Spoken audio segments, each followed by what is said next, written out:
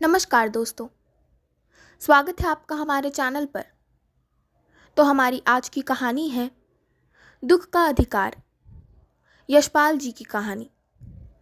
तो चलिए शुरू करते हैं। मनुष्यों की पोशाकें उन्हें विभिन्न श्रेणियों में बांट देती हैं। प्रायः पोशाक ही समाज में मनुष्य का अधिकार और उसका दर्जा निश्चित करती है। वह हमारे लिए अनेक बंद दरवाजे खोल देती है। परंतु कभी ऐसी भी परिस्थिति आ जाती है कि हम जरा नीचे झुककर समाज की निचली श्रेणियों की अनुभूति को समझना चाहते हैं। उस समय यह पोशाक ही बंधन और अड़चन बन जाती है। जैसे वायु की लहरें कटी हुई पतंग को सहसा भूमि पर नहीं गिर जाने देती, उसी तरह खास परिस्थितियों में हमारी पोशाक हमें झुक सकने से रोकती है। बाजार में फुटपाथ पर कुछ खरबूजे डलिया में और कुछ जमीन पर बिक्री के लिए रखे जान पड़ते थे। खरबूजों के समीप एक अधेड़ उम्र की औरत बैठी रो रही थी। खरबूजे बिक्री के लिए थे, परंतु उन्हें खरीदने के लिए कोई कैसे आगे बढ़ता। खरबूजों को बेचने वाली तो कपड़े से मुंह छिपाए सिर को घुटनों पर रखे फफक फफक कर रो रही थी। पड़ोस की दुकानों के तख्तों पर बैठे या बाजार में खड़े लोग घृणा से उसी स्त्री के संबंध में बात कर रहे थे। उस स्त्री का रोना देखकर मन में एक व्यथा सी उठी, पर उसके रोने का कारण जानने का उपाय क्या था।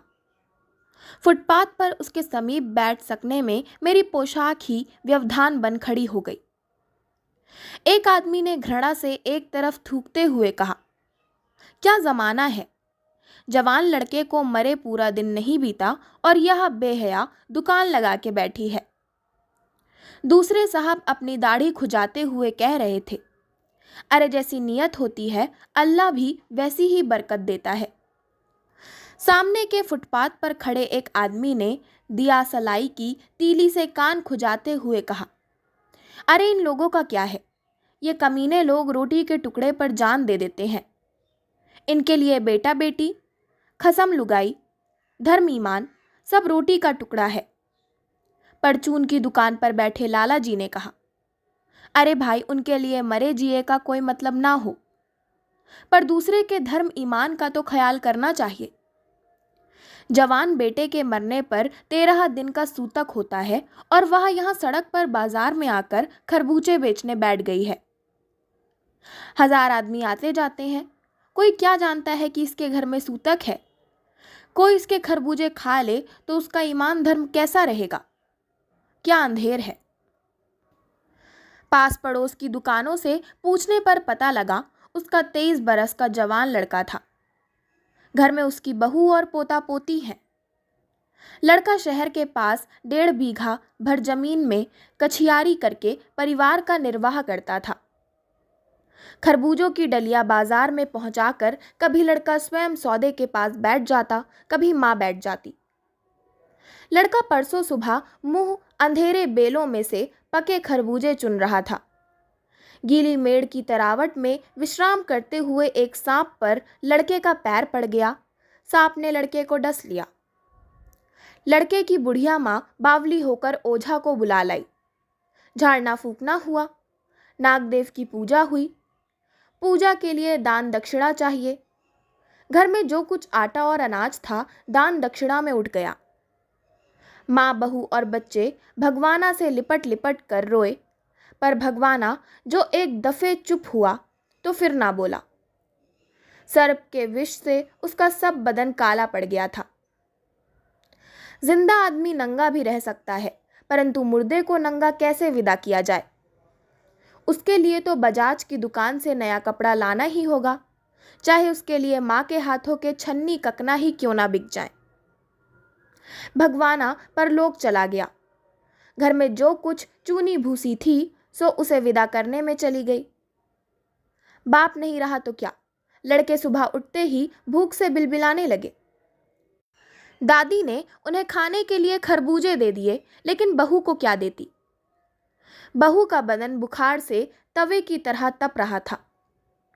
अब बेटे के बिना बुढ़िया को दुअन्नी चवन्नी भी कौन उधार देता।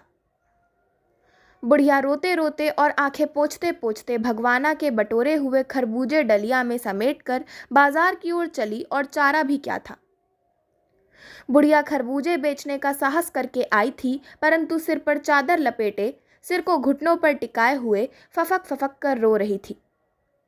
कल जिसका बेटा चल बसा, आज वह बाजार में सौदा बेचने चली है। हाय रे पत्थर दिल। उस पुत्र वियोगिनी के दुख का अंदाजा लगाने के लिए पिछले साल अपने पड़ोस में पुत्र की मृत्यु से दुखी माता की बात सोचने लगा। वह संभ्रांत महिला पुत्र की मृत्यु के बाद 2.5 मास तक पलंग से उठ ना सकी थी। उन्हें 15-15 मिनट बाद पुत्र वियोग से मूर्छा आ जाती थी और मूर्छा ना आने की अवस्था में आंखों से आंसू न रुक सकते थे। 2-2 डॉक्टर हरदम सिरहाने बैठे रहते थे। हरदम सिर पर बर्फ रखी जाती थी। शहर भर के लोगों के मन उस पुत्र शोक से द्रवित हो उठे थे। जब मन को सूझ का रास्ता नहीं मिलता तो बेचैनी से कदम तेज हो जाते हैं। उसी हालत में नाक ऊपर उठाए राह चलतों से ठोकरे खाता मैं चला जा रहा था। सोच रहा था, शोक करने, गम मनाने के लिए भी सहूलियत चाहिए और दुखी होने का भी एक अधिकार होता है। तो इसी के साथ मैं अपनी आज की कहानी दुख का अधिकार का समापन करती हूँ। आशा करती हूँ आपको हमारी आज की कहानी दुख का अधिकार पसंद आई होगी। अगर आपको हमारी आज की कहानी पसंद आई हो तो हमारे चैनल को सब्सक्राइब करें, वीडियो को लाइक करें और बेल आइकन दबाना ना भूलें। धन्यवाद।